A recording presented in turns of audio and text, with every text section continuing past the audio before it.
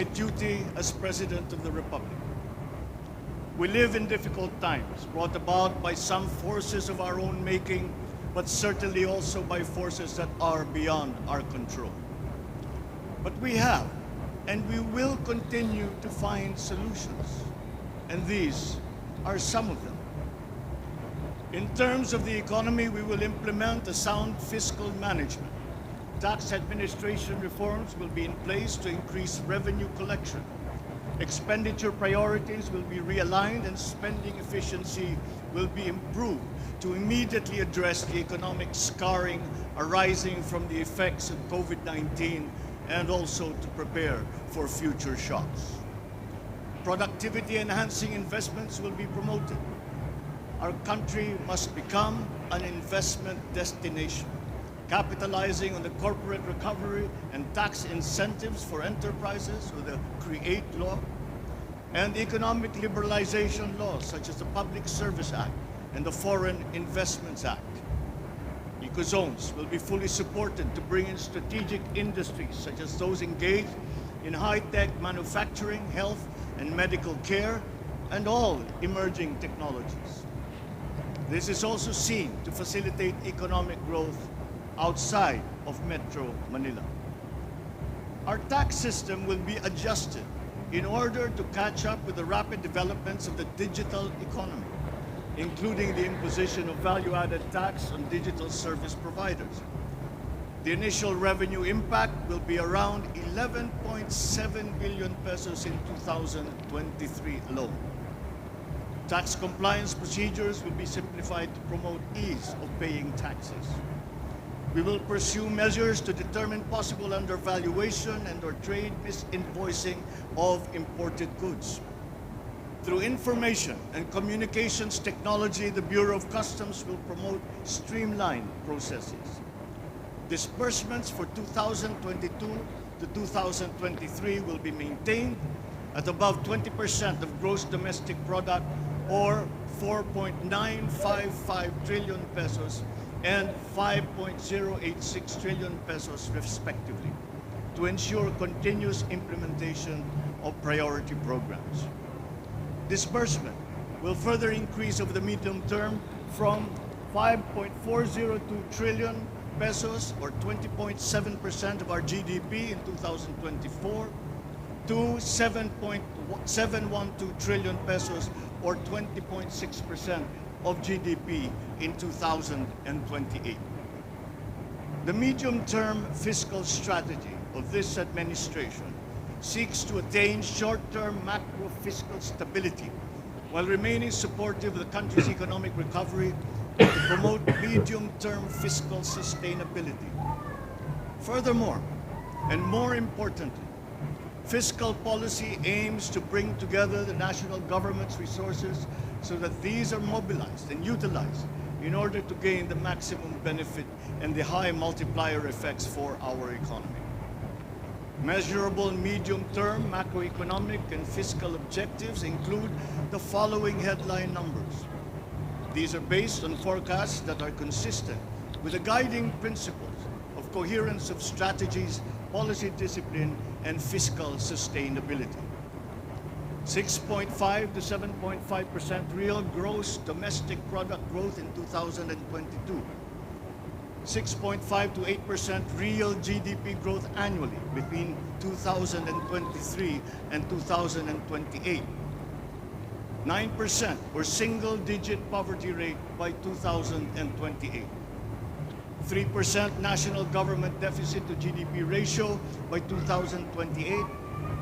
Less than 60% national government debt to GDP ratio by 2025.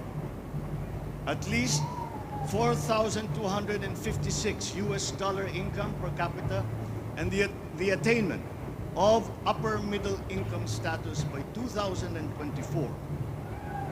The aforementioned headline goals summarize the objectives of this medium-term fiscal strategy being submitted to Congress for its adoption and concurrence to the concurrent resolution by the Senate and House of Representatives.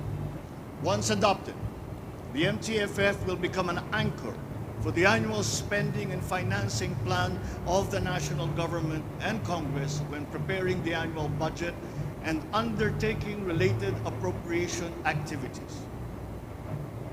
It is therefore a forward-looking document that extends beyond the traditional 3-year horizon to reach 6 years, coinciding with the 6-year coverage of the Philippine Development Plan 2023 to 2028.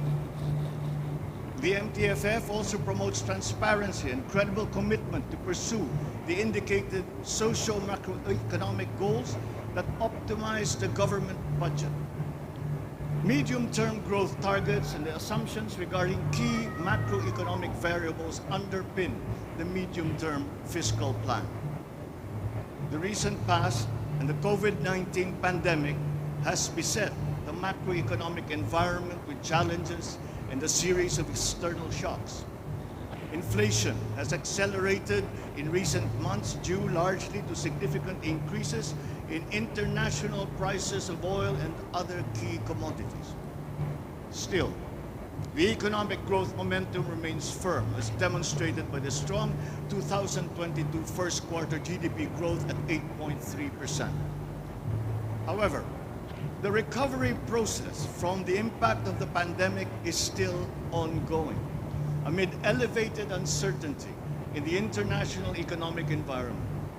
Revisions in the macroeconomic assumptions incorporate these challenges and most recent economic developments, leading to upward adjustments in the following: inflation rate for 2022 to 2023, foreign exchange rate for 2023 to 2025, and goods and services imports growth for 2022.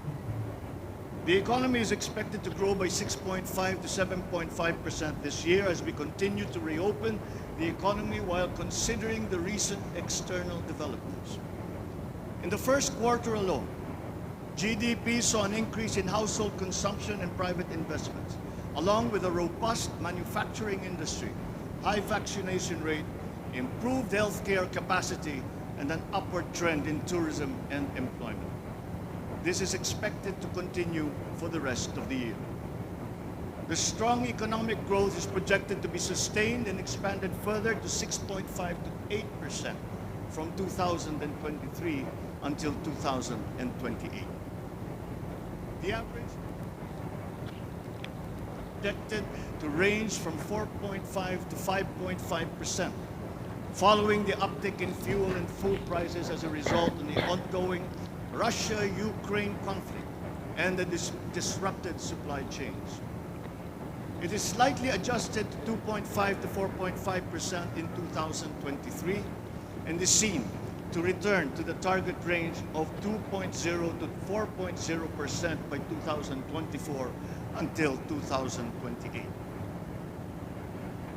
Dubai crude oil price is expected to settle at 90 to 110 US dollars per barrel in 2022, 80 to 100 US dollars per barrel in 2023, and 70 to 90 US dollars per barrel from 2024 onwards, as oil supply is expected to catch up and stabilize over the medium term. The Philippine peso is projected to average between 51 to 53 pesos per US dollar in 2022 and 51 to 55 pesos per US dollar from 2023 onwards due to aggressive monetary policy tightening by the US Federal Reserve, market aversion amid the Russian-Ukraine conflict, and again, increased global oil prices. Lastly, exports of goods are expected to grow by 7% in 2022 and 6% from 2023 to 2028. On the other hand, imports of goods are projected to grow by 18% in 2022, 6% in 2023, and 8% from 2024 to 2028. I have instructed the NEDA to coordinate with other agencies and work on the Philippine Development Plan for 2023 to 28 and to submit to me the complete blueprint and progress of its implementation not later than year end. One of the main drivers of our push for growth and employment will be in the agricultural sector. With regard to food supply, we are confronted by a two-pronged problem. That which will hit us in the short term and that which will hit us in the long term. Tayo ay nahaharap sa mga problemang kagyat nating mararamdaman at mga hamong pangmatagalan. Ang mga suliraning agarang mararamdaman ng ating mga kababayan ay ang posibilidad ng tuloy-tuloy na pagsipa ng presyo ng pagkain at kakulangan sa supply ng ating pagkain.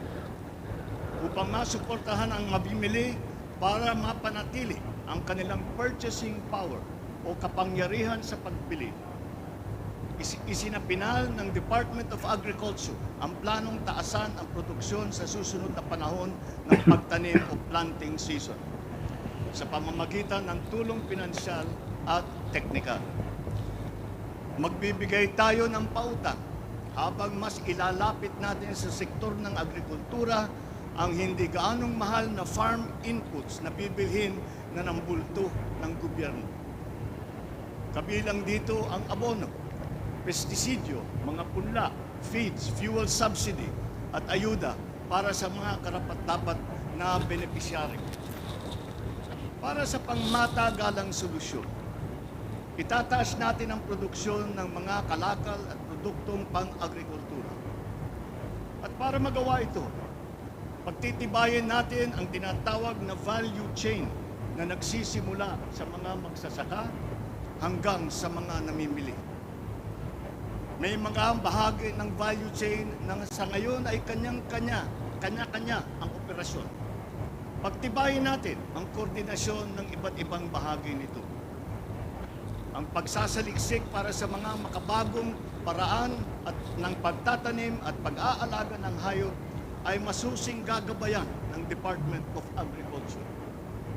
Ang produksyon ng farm inputs o mga kakailanganin ng mga magsasaka sa pagpapalago ng kanilang sakahan ay ating iaayon sa mga hamong dala ng climate change at global warming.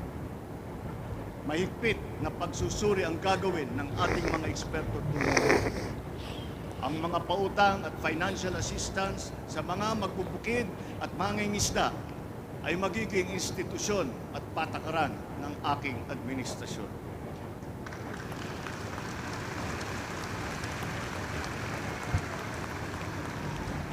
Ipapaprioridad natin ang modernisasyon ng mga sakahan sa pamamagitan ng mga makabagong teknolohiya para sa ating mga magsasaka. Atin palalawakin ang mga palaistaan, babuyan at manukan.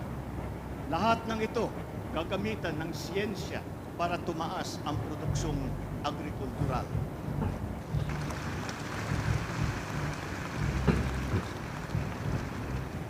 Maging ang post-production at processing ay susuportahan ng pamahalaan. Gagawa tayo ng network, national network ng farm-to-market road upang mas mabilis na mailakbay ng mga magsasaka ang kanilang mga produkto sa mga pamilihan. At gagawa tayo ng mga paraan upang maramdaman ng mga mamimili ang pagluluwag ng presyo ng mga produktong pagkain sa kayang halaga, gaya ng muling pagbubuhay ng mga kadiwa center. Hindi ito magagawa sa isang araw. Hindi magagawa sa isang buwan o isang taon lamang. Ngunit, kailangan na natin simulaan ngayon.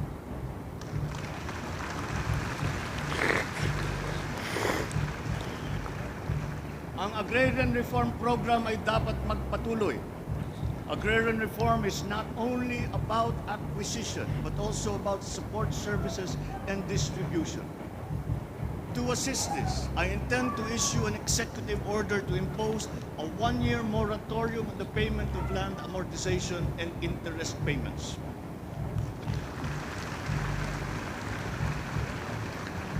This is included in Republic Act number 11469 or the Bayanihan to Heal as One Act. A moratorium will give the farmers the ability to channel the resources in developing their farms, maximizing their capacity to produce, and propel the growth of our economy.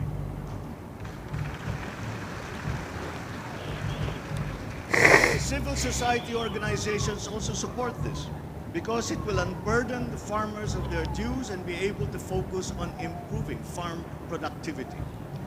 Congress must also pass a law that will emancipate the agrarian reform beneficiaries from the agrarian reform debt burden, thereby amending Section 26 of Republic Act 6657. In this law, the loans of agrarian reform beneficiaries with unpaid amortization and interest shall be condoned.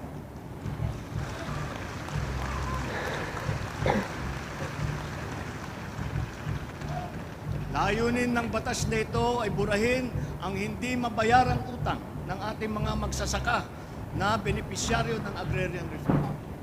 Agrarian reform beneficiaries who are still to receive their awarded land under the Comprehensive Agrarian Reform Program shall receive it without any obligation to pay any amortization.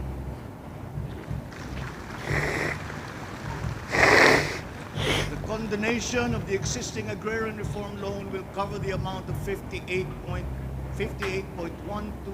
billion pesos, benefiting 654,000 agrarian reform beneficiaries and involving a total of 1.18 million hectares of awarded land.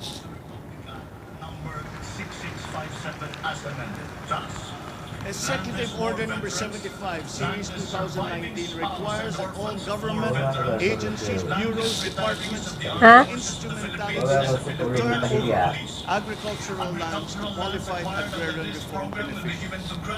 At present, we have a total of 52,000 hectares of unused agricultural lands of the government, which shall now be used for distribution to the following sectors in accordance with Section 40 of the Republic Act number 6657 as amended. Thus, landless war veterans, landless surviving spouse and orphans of war veterans, landless retirees of the armed forces of the Philippines and the Philippine National Police.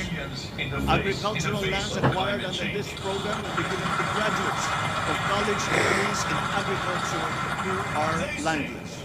that each brand has a story.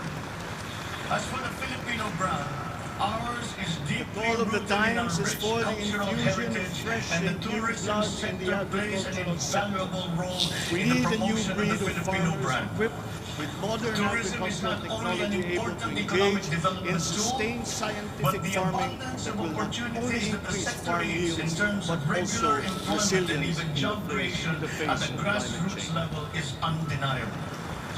To boost our tourism industry, we will first They and say foremost make that basic each developments brand has a story. such as road Ha? As for the Filipino brand, Igwa. ours is deeply we rooted in will our also rich upgrade cultural our airport heritage and create and more the tourism international sector plays Halo. a valuable role in the promotion of the Filipino brand.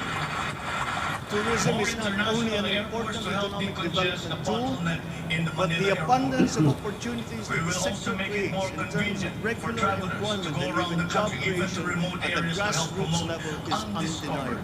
May tigbabasa. To boost our tourism industry, we will first and foremost make basic improvements, such as road improvements for easier access to tourism spots. We will also upgrade our airports and create more international airports to help decongest. More international airports to help decongest the bottleneck in the Manila airport.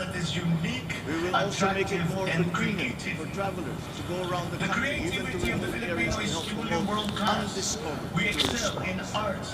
This program will be led by the Department of Tourism together with the Department of Public Works and Highways. For our creative and talented country. Unfortunately, ang mga To hanap foster buhay the na ito Filipino ang brand unang is to pinadapa spark ng our pandemya sense of pride and at reaffirm our pinakamahimang strong makabalik sense of sa identity. normal. It is time to welcome the rest of the world with an enhanced Filipino brand that is unique, attractive, and creative. The creativity of the Filipino is truly world-class. We excel in arts and culture, new media, live events, avenues which generate primary and downstream jobs for our creative and talented country. Unfortunately, ang mga hanap buhay na ito ang unang pinadapa ng pandemya at ang pinakahuli naman makabalik sa normal. The creative industry likewise faces many challenges, including workplace conditions, working hours, intellectual property rights, and the welfare of our beloved freelancers who were left vulnerable during the height of the pandemic. We require an institutionalized creative industry that will advance the interest of its stakeholders. Sila na nagbibigay ng kaluluwa at pagkakilala sa ating pagka-Pilipino. Protektahan natin sila. Mga biktima ng kalamidad at mga iba't ibang krisis. Ang mga field office nila ay inatasan na maagang maglaga. The Department of Social Welfare and Development has a large part to play in all of this. Magpapatuloy ang ating pagkalinga sa ating mga kababayan na lubos na nangangailangan. Hindi po natin sila mapabayaan. Mangunguna sa pag-aagapay sa kanila ang Department of Social Welfare and Development. Utos ko sa DSWD ang mabilis na pagtugon sa pangangailangan ng mga biktima ng kalamidad at mga iba't ibang krisis. Ang mga field office nila ay inatasan na maagang magtaga ng family food packs at non-food essentials sa mga LGU. Bago pa man manalasa ang anumang kalamidad. Magdadagdag tayo ng mga operation center, warehouse at imbakan ng relief goods, lalo sa mga malayong lugar na mahirap marating.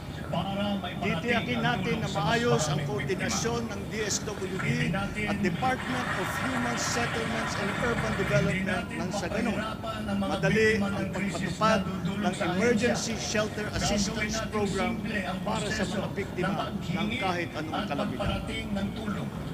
Dahil hindi naman dapat dinadagdagan pa ang hirap ng Pagtitibayin pa natin ang komprehensibong programang Assistance to Individuals in Crisis Situation o ang ating tinatawag na AICS para may parating ang tulong sa mas maraming biktima. Hindi natin papahirapan ang mga biktima ng krisis na dudulog sa ahensya. Gagawin natin simple ang proseso ng paghingi at pagparating ng tulong. Dahil hindi naman dapat dinadagdagan pa ang hirap ng nararanasan ng ating mga mamamayan. Upang matiyak na mapupunta sa kwalipikadong mga pamilya ang tulong na pamahalaan sa pamamagitan na 4Ps o Pantawid Pamilya Pilipino Program, titiyakin natin na malilinis ang listahan ng benepisyaryo. Magpapatuloy ang supplemental feeding program para sa mga bata sa child development centers. Higit na sa 1 milyong pangalan na ang nakapag-graduate na sa listahan. At nagagalak akong mabatid na sila ay nakakatayo na sa kanilang sariling bahay.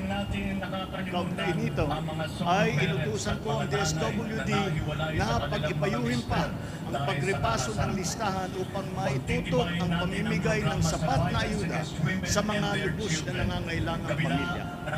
Pagpapatuloy ang supplemental feeding program para sa mga bata sa child development centers at supervised neighborhood play at lalo pa nating palalawakin sa taong 2023. Centers at itong non-residential care centers para sa vulnerable sectors. Hindi rin natin nakakalimutan ang mga solo parents at mga nanay na nahiwalay sa kanilang mga mister dahil sa karahasan. Pagtitibayin natin ang programa sa violence against women and their children. Kabilang na ang counseling para sa mga biktima, katuwang ang ating mga LGU. Yakin natin na sapat ang pondo sa halos 70 residential care centers at 7 non-residential care centers para sa vulnerable sectors at persons with disabilities na sumisilong dito. Sa ating sitwasyon ng pangkalusugan, nariyan pa rin ang banta ng COVID-19. Lalo't may mga nadidiscubring bagong variant ng coronavirus. Pero hindi na natin kakayanin ang isa pang lockdown. Wala na tayong gagawing lockdown. At maiwasan ang pagsipag ng bilang ng nagkakasakit.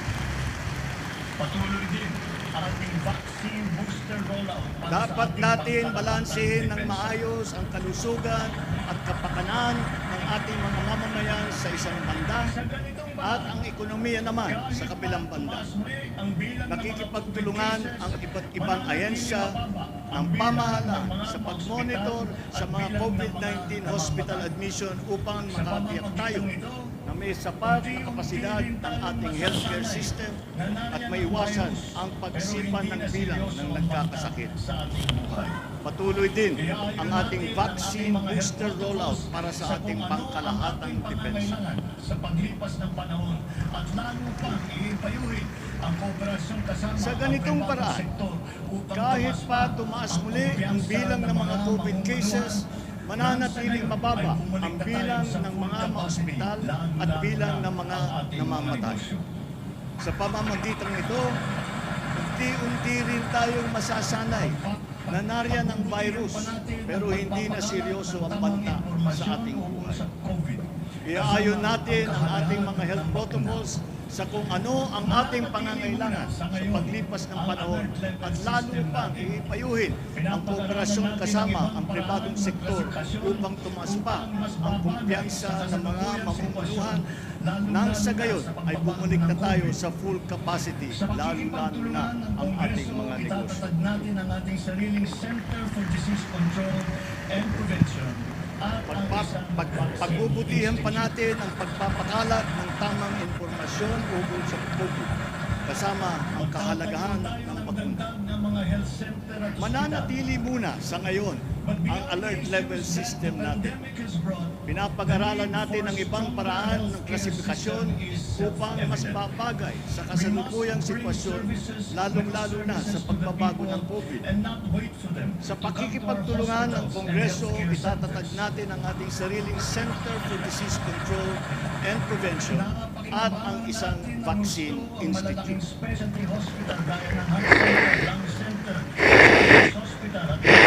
Natayo tayo ng dagdag ng mga health center at ospital. But beyond the issues that the pandemic has brought, the need for a stronger healthcare system is self-evident. We must bring services, medical services to the people and not wait for them to come to our hospitals and healthcare centers.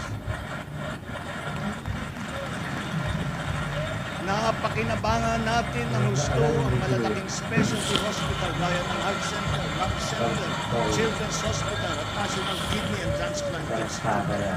Kaya maliwanag na hindi lang dapat dito sa National Capital Region kundi maging sa ibang parte ng bansa. Maliwanag na hindi lamang dapat dito lamang sa National Capital Region kundi maging sa ibang parte ng bansa, kailangan ng dagdag ng ganitong uri ng mga panamutan.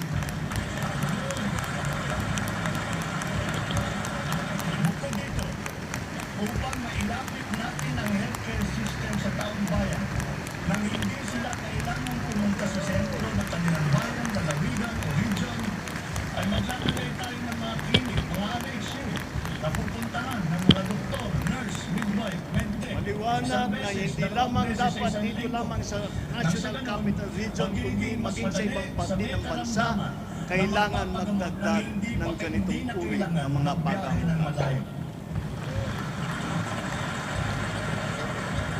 Bukod dito, upang mailapit natin ang healthcare system sa taong bayan nang hindi sila kailangan pumunta sa sentro ng kanilang bayan, lalawigan o region, ay maglalagay tayo ng mga clinic, mga RHU na pupuntahan ng mga doktor, nurse, midwife, medtech, isang beses, dalawang beses sa isang linggo.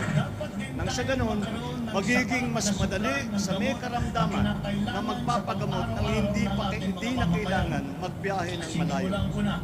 Ang pakikipag-usap sa mga kumpanya ng gamot dito sa Pilipinas at sa ibang bansa. One of the cornerstones of a strong healthcare system is the provision of competent and efficient medical professionals.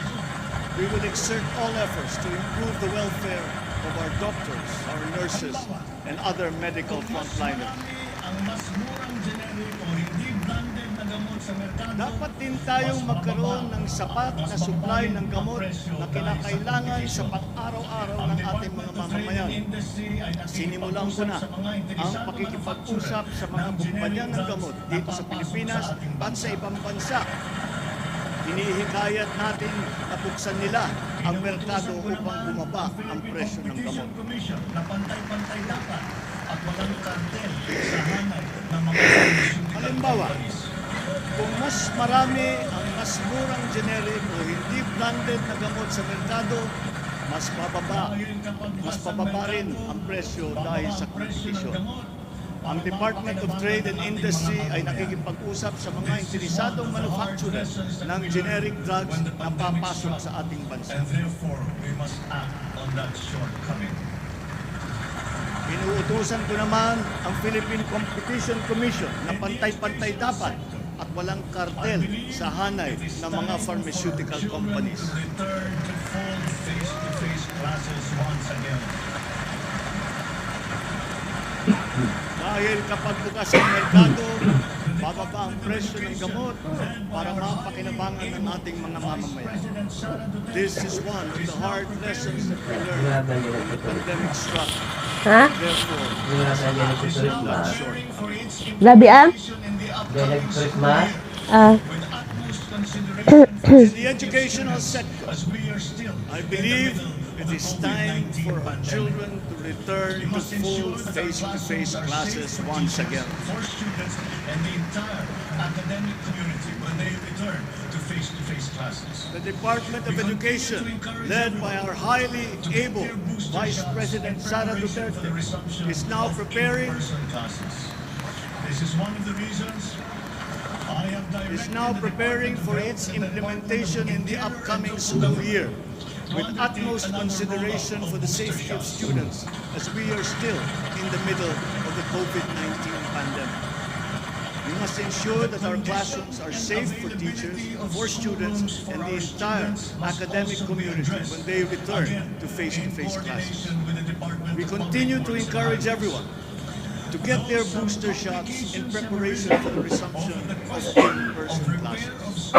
This is one of the reasons I have directed the Department of Health and the Department of Interior and Local Government to undertake another rollout of booster shots. and mayors in the last few weeks to determine with the LGUs what is actually practicable. The condition and availability of schoolrooms for our students must also be addressed, again, in coordination with the Department of Public Works and Highways.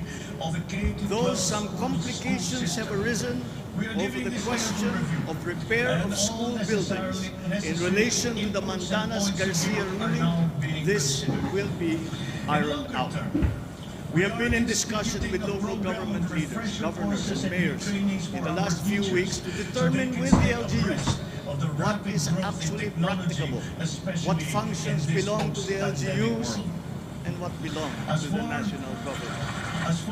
There have also been lengthy discussions on the continuation and viability of the K-12 school system. We are giving this careful review, and all necessary inputs and points of view are now being considered. In the longer term, we are instituting a program of refresher courses and retrainings for our teachers so they can stay abreast of the rapid growth in technology, especially in this post-pandemic world. As for the horror stories that we have heard about the poor quality of educational materials and supplies that are being given to our schools, this must end. Necessary for effective teaching in this day and age. Children now need connectivity to the internet. They need devices to use. They need computers. Our children must always be equipped with the best that we can provide. Ang edukasyon ay ang tangi nating pamana sa sa ating mga anak na hindi mawawaldas. Kaya anumang gastusin sa kanilang pag-aaral ay hindi tayo nagtitipid. Hindi rin tayo nagtatapon. And once again, I am not talking about history or what is being taught. I am talking about materials that are necessary for effective teaching in this day and age. Children now need connectivity to the internet. They need devices to use. They need computers, educational tools. It is up to our education system to develop and to refine that great so that they might participate fully in the digital community here and abroad. We must do better in the international rankings, especially when it comes to the so-called STEM subjects: science, technology, engineering, and mathematics.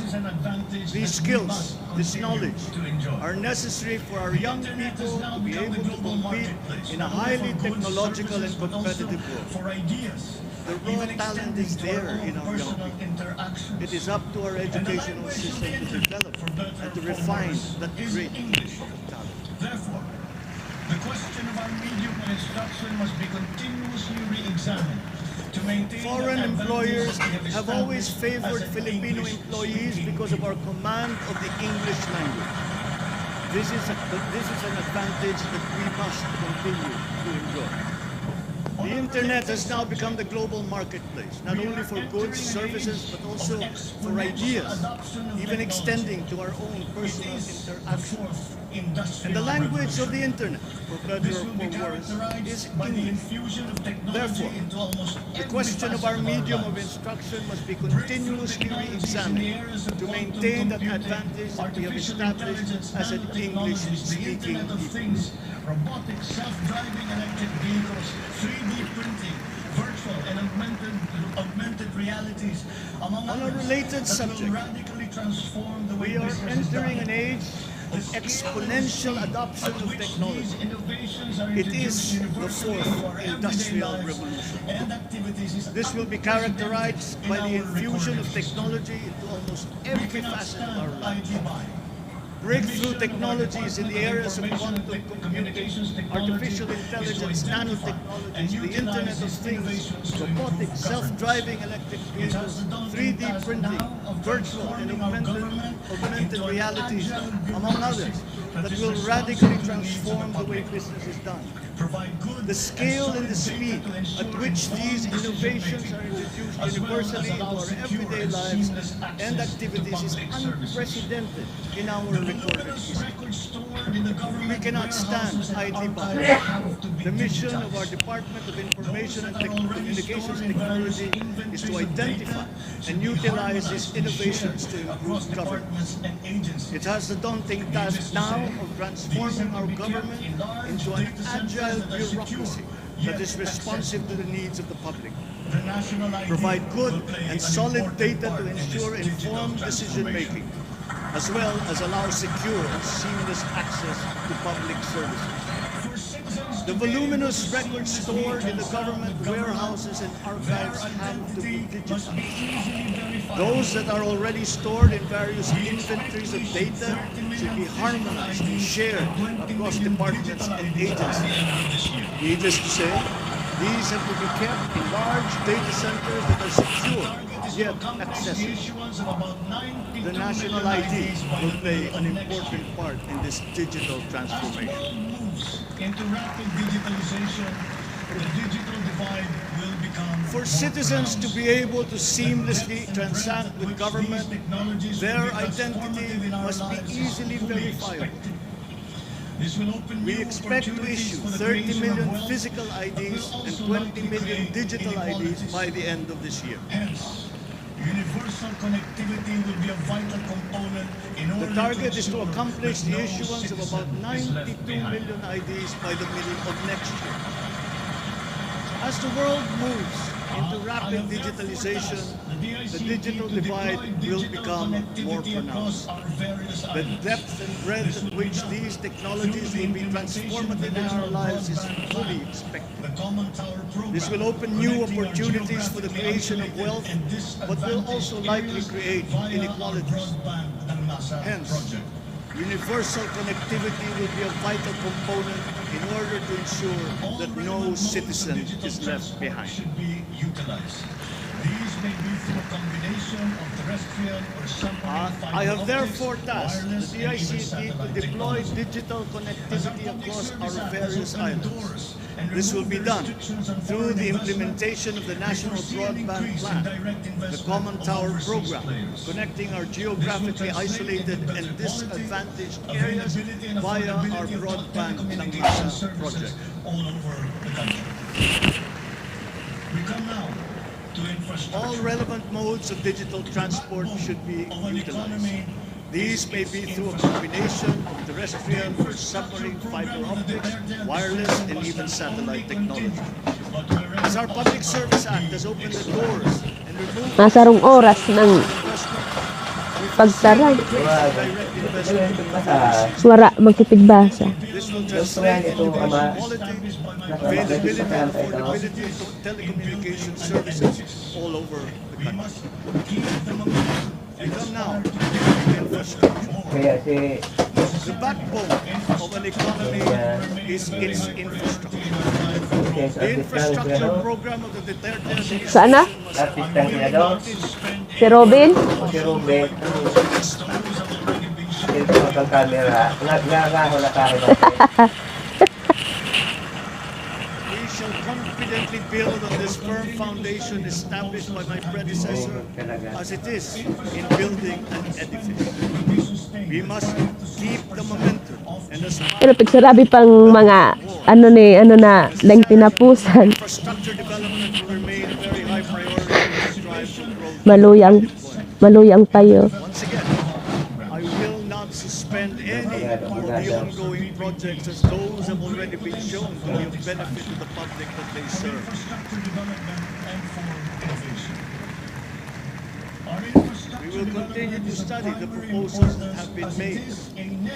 Infrastructure development Dakol nga ning mga analyst ang alason mo yun ta halos panoda ang gabos na ano. of infrastructure Kompleto ang mga kongresista pati ang mga senador ding absent. encourage the participation of the private sector in the development. Dakulondang tao nag-abang. Public-private partnerships, or PPPs, hold great potential for that expansion, for infrastructure development and for innovation.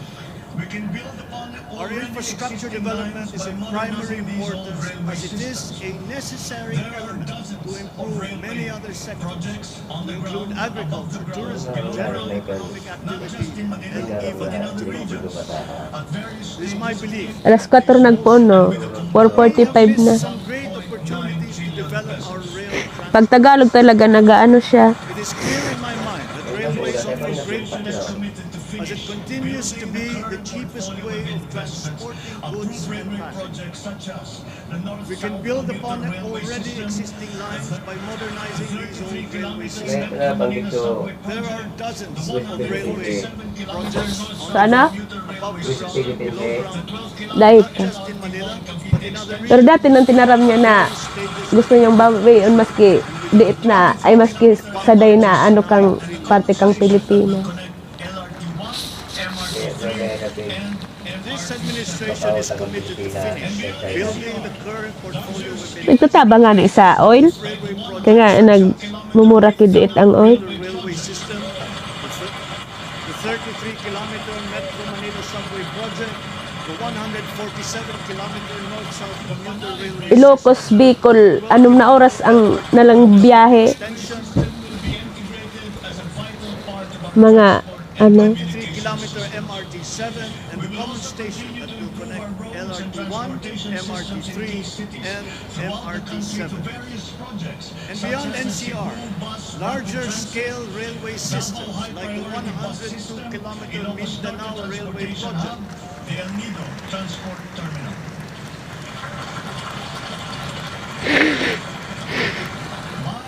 the Panay Railway Project, Transportation or DOTR is and the Cebu Railway System will be integrated as a vital part of our transport. sa mga project gayod ni Duterte, yung gud ina nagfinance si Bongbong. Roads and transportation systems Kada ko lang bagang naginibo si throughout the country, si Duterte such as the Cebu ta nakuha na gud sa ibang mga kwarta. Priority Bus System, Ilocos Tapos itutuloy niya ngayon. Hub, the El A key Nido sector Transport in our Terminal. transformation plans is that of energy. Another fundamental requirement My for growth order and to the increased Department employment will of be the availability Transportation, of or cheap, DOTR, reliable is only energy. very simple. This even comes under Full the speed category ahead. of ease of doing business. If we are to attract investors, both local and foreign, to set up shop Improving here our in the railway Philippines. system, along with modernizing existing airports and seaports, will maximize our strategic location in the Pacific and connect our many islands. We must look at every A possible key sector option in our that would be transformation appropriate plans for is the that Philippine of situation. energy. Another fundamental requirement for growth and increased employment will be the availability of cheap, reliable energy. This even comes under the category of ease of doing business. If we are to attract investors, both local and foreign, to set up shop here in the Philippines. At present, our demand for energy far exceeds our reliable supply. We must increase the level of energy production. We must look at every possible option that would be appropriate for the Philippine situation. There is some room to expand our present power supply to existing power sources, but this is only to a very limited extent. We must build new power plants. And many of these technologies are appropriate for the Philippines. We have already begun windmill power. We are now We must expanding take very advantage quickly of our all the solar best power technology production. that is now available, For both especially offshore and in the onshore areas wind of turbines, for renewable example. energy. The World Bank has calculated that there is a potential for 255 Our search for new power by the year sources should of always be with an eye to 2030. improving the mix of the energy supply between Solar traditional power has and steadily renewable increased its sources. efficiency in The converting technology sunlight on to renewable electric energy is which is progressing particularly rapidly, attractive for and the many of Philippines. these technologies are Because unlike appropriate for wind the power, Philippines. solar We have power already is begun practical windmill power. almost We are everywhere now in the expanding very Philippines quickly all year our round. solar power production. In the move For to both lowering our offshore carbon and footprint onshore caused by wind energy turbines, for production, example, our the advancement World to Bank renewables has will have calculated a that lead there is time. In the interim, natural gas will hold gigawatts the key. by the year of We will provide 2030. investment incentives by clarifying the uncertain policy in upstream Solar gas, power has steadily particularly in increased the its area efficiency in close to converting Malabayan. sunlight to electrical power, This requires which is clarification of the particularly processes attractive and for the review Philippines. of service contracts. Because unlike policy. wind power, solar power I is believe practical that it is almost time everywhere in the also to Philippines all re-examine our year round. strategy towards building nuclear In the move power to lowering plants our in the carbon Philippines. footprint caused by energy production, our advancement to renewables will have a lead time. In the interim, natural gas will hold the key. We will comply We will provide with investment the incentives by International Atomic clarifying the Energy uncertain Agency policy in regulations upstream for gas, nuclear power particularly plants in as the they area have been close to strengthened after Malabayan. Fukushima. This In requires the area of nuclear clarification of power, the there have processes been new and review of technologies service developed that allow contracts smaller policy. scale modular nuclear I plants believe and that it other is time derivations thereof. also to Once re-examine again, our strategy towards PPPs building will play a nuclear part power in support plants in the as Philippines. funding in this period is limited. Furthermore, we must examine the entire system of transmission and We will distribution comply, of course, for the with purpose the of finding ways International to lower the Atomic price of Energy energy Agency to the regulations consumer and to for industry. nuclear power plants We as must they have expand the been network of strengthened our after transmission Fukushima. lines while examining In the area of schemes nuclear to power, improve the there have been operation new of technologies our developed that electrical allow smaller cooperatives. scale All modular this nuclear in aim plants of and reducing other energy derivations costs, thereof. especially Once but again, not limited to PPPs will households. play a part in support as funding in this period is limited. All this impetus for development and growth. Furthermore, we We must undertake examine the within entire context system of of transmission accelerating and climate change distribution and for extreme the purpose of weather finding conditions. ways to lower the price of Though energy we to the are a consumer minor and to industry. contributor to climate change We must globally, expand the network we have the unfortunate distinction of to being one improve of the the most operation vulnerable of our countries electrical to the effects of cooperatives. climate change. All this For the in aid welfare of our reducing people, it is incumbent energy upon us costs, to alleviate the especially effects but of not that limited vulnerability. to households. The use of renewable energy is at the top of our climate agenda. All this impetus for development and growth we undertake within the context of accelerating climate change and extreme weather conditions. Though we are a minor contributor to climate change globally, we have the unfortunate distinction of being one of the most vulnerable countries to the effects of climate change. For the welfare of our people, it is incumbent upon us to alleviate the effects of that vulnerability. The use of renewable energy is at the top of our climate agenda.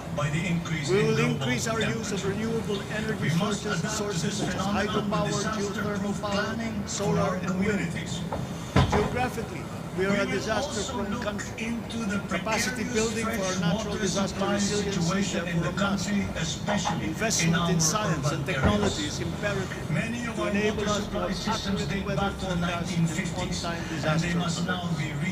Studies show that already now many areas in the Philippines are at high risk from the rise in sea levels brought about by the increase in global temperatures.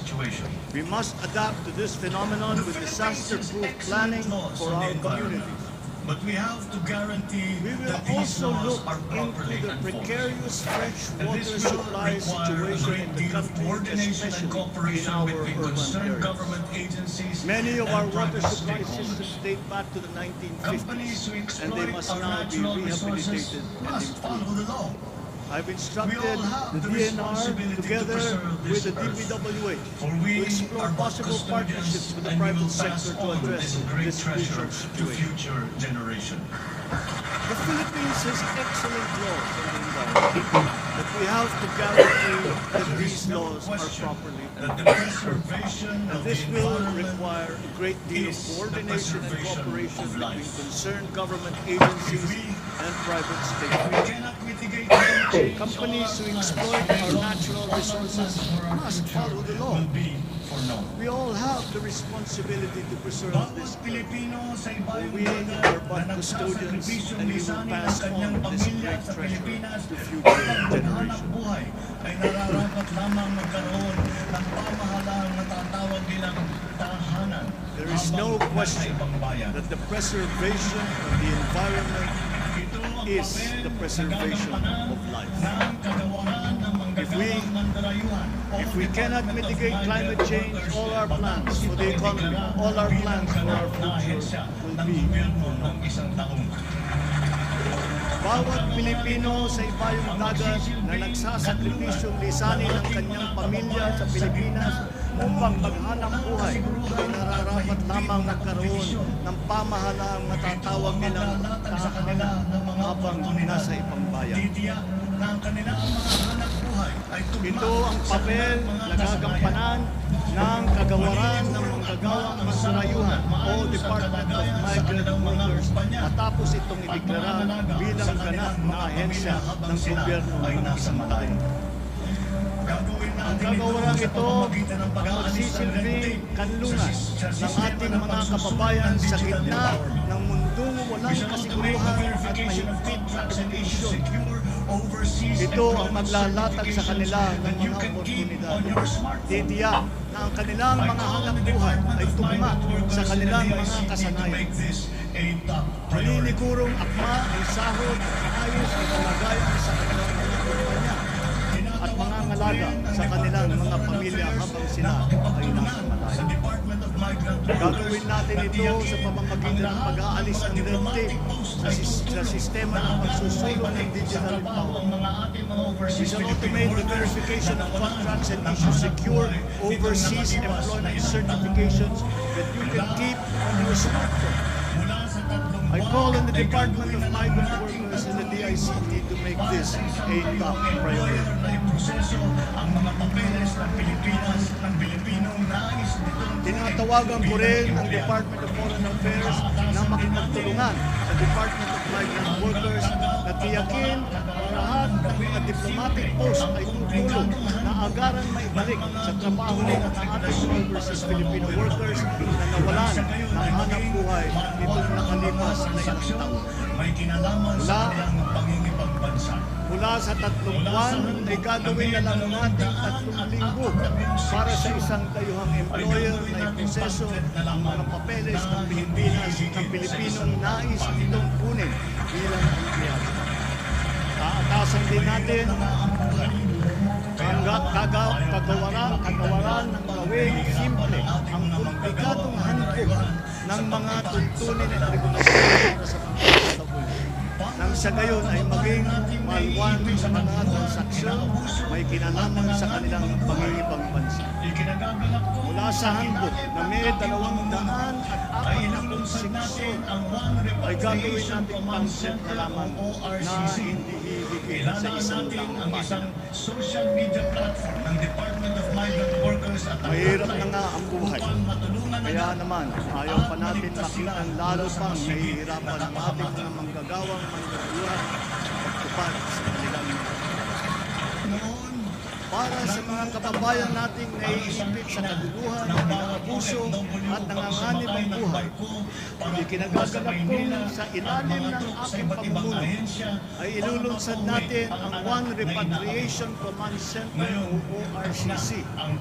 Ilalaan natin ang isang social media platform ng Department of Migrant Workers at ang hotline upang matulungan agad at maligtas sila mula sa masigit na kapahamakan. makakapiling ang kanilang mga anak. Doon, nangungutang pa ang isang ina ng bawat OFW upang sumakay ang barko para pumunta sa Maynila at mangatok sa iba't ibang ahensya para mamauwi ang anak na inaakit. Ngayon, kami na ang tatawag sa mga magulang ng OFW para sabihin sa kanila Ang kanilang karapatan at kapakanan. para sabihin sa kanila ang petsa kung kailan nila mayayakap at makakapiling ang kanilang mga anak. Tulad ng namamagitan sa ating Ama sa kanilang hari. Sa Sa kasalukuyan ay nakikipag-ugnayan tayo sa pamahalaan ng Saudi Arabia upang buksan muli ang deployment.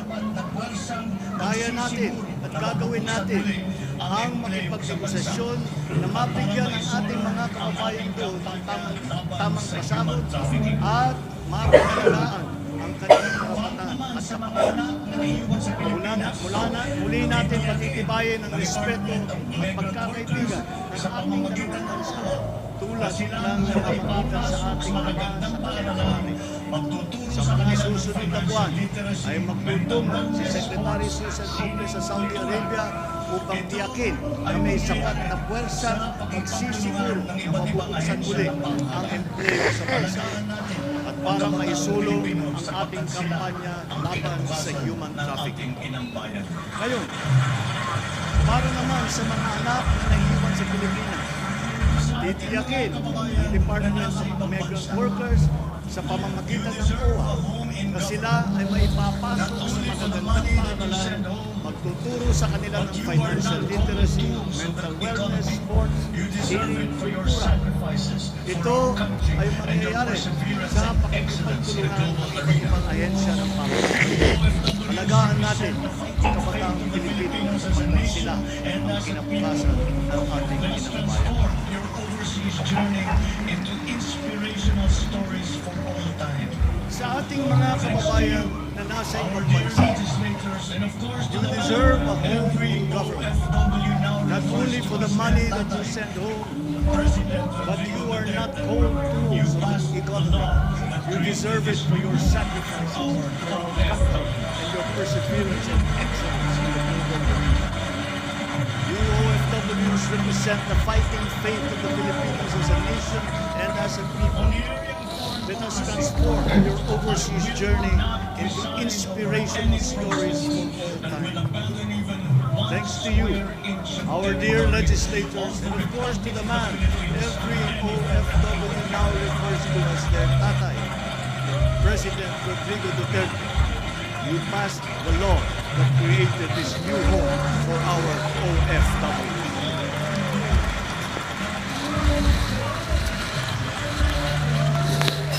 On the area of foreign policy, I will not preside over any process that will abandon even 1 square inch of territory of the Republic of the Philippines to any foreign power. The Philippines has always been open and welcoming to all our foreign friends and visitors. That is our worldview. That is our culture. But let me be clear. We are very jealous of all that is Filipino.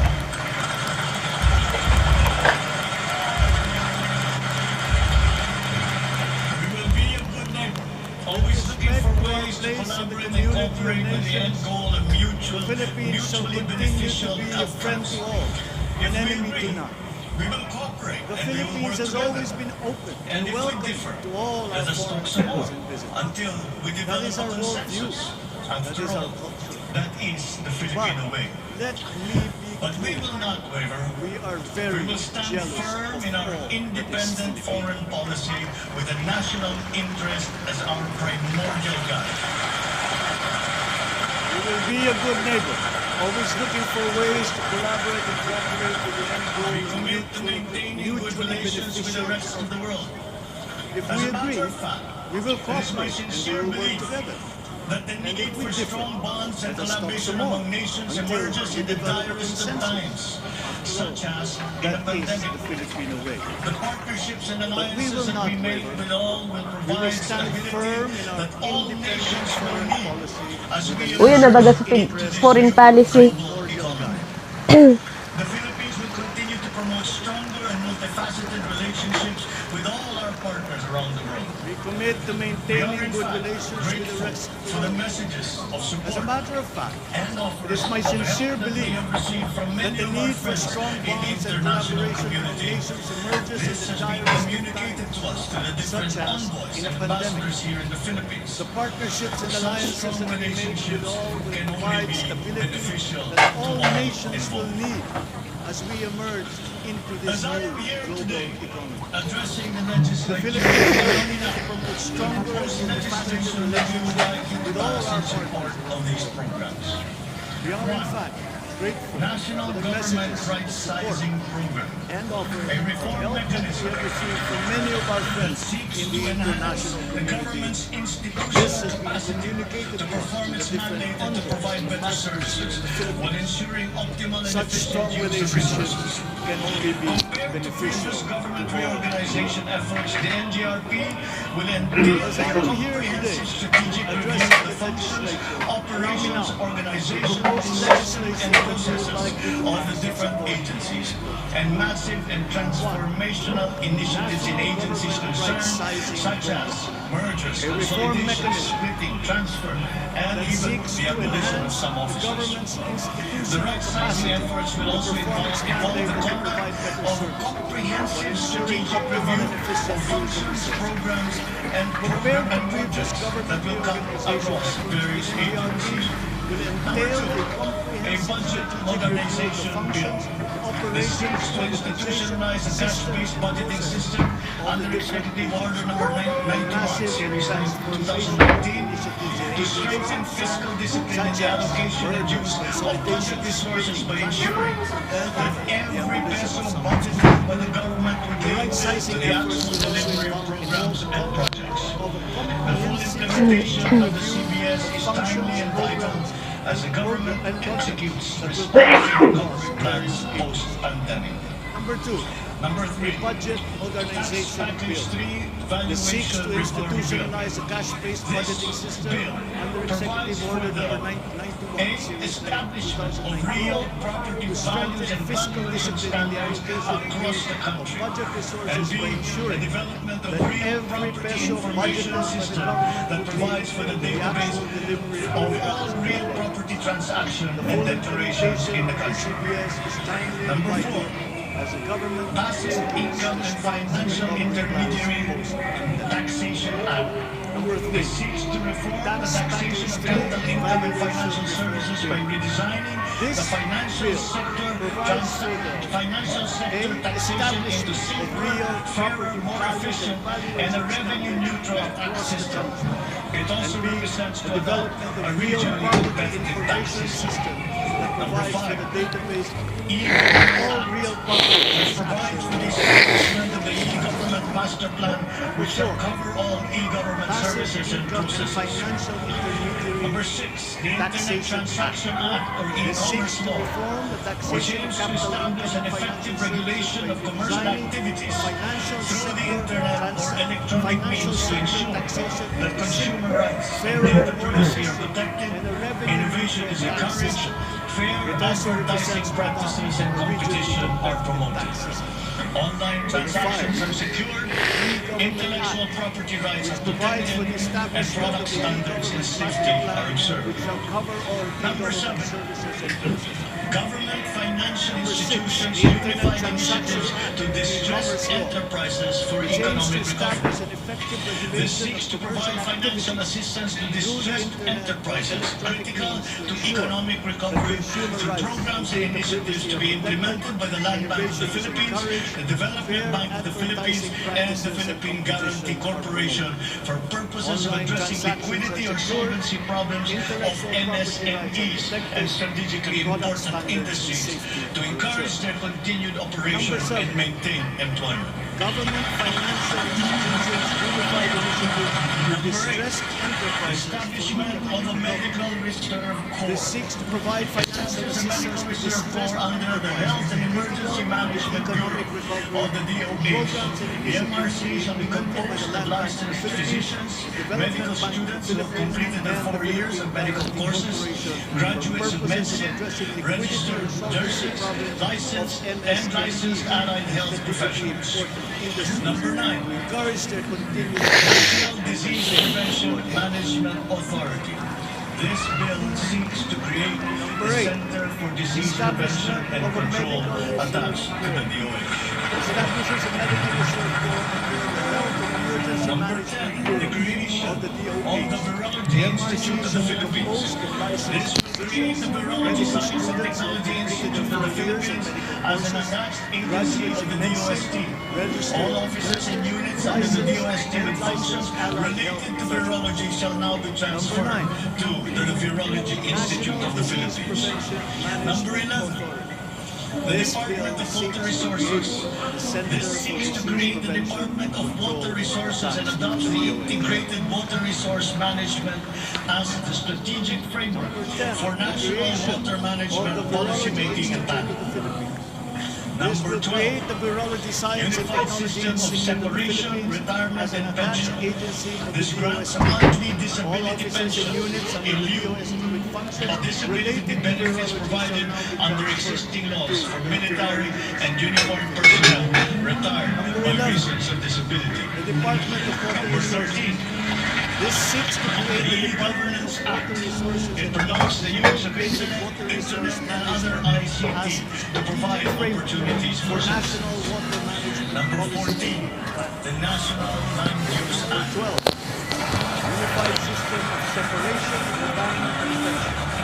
This grants a monthly disability pension disability benefits provided under existing laws for military and uniformed personnel retired by Strengthen the reasons of LGU to manage ecological 13. balance within its jurisdiction. the It E-Governance also Act provides for land promotes use the and use of physical internet, planning framework and as a other mechanism in ICT to determining provide policies and principles to implement this 14. legislative the measure. National Land Use Number Act. 15, the National Defense Act. This seeks to amend the Will provide Anti-Corruption for National rational Defense and Act holistic of management and 1935 development of our to country's provide for a land change in the military structure of the armed forces of the Philippines that is more responsive to current and future conventional security threats to the country's territorial integrity and national It also sovereignty. provides for land use and physical planning framework as a mechanism for Number determining 16, policies and principles. Mandatory Reserve Officers Training Corps and National Service Training The Program. National Defense Act. This seeks to amend the This seeks antiquated to be National the Defense Act ROTC program as a mandatory provide for a component change of in the senior high military school structure programs grades 11 and 12 that is more in all public responsive and to private tertiary current level and future educational non-conventional institutions. security threats The aim to the is country's to territorial motivate, train, integrity and organize, national and sovereignty. mobilize students for national defense preparedness, including disaster preparedness and 16. capacity building for Mandatory risk-related Reserve situations. Officers Training Program. National Service Training Program. Number 17, enactment of an enabling law This seeks for to the national institute the natural gas ROTC industry. program as This seeks a to mandatory foster the development of the senior high midstream school natural programs gas in grades industry 11 in a and bid 12 to strengthen and all public and Philippine private energy tertiary security level by diversifying the country's primary sources of energy is to and motivate, promoting the train, role of organize, natural gas and as a mobilize complementary students for fuel national to defense preparedness, variable renewable including energy. disaster preparedness and capacity building for risk-related situations. Amendments to the Electric Power Industry Reform Act, or Number 17, EPIRA.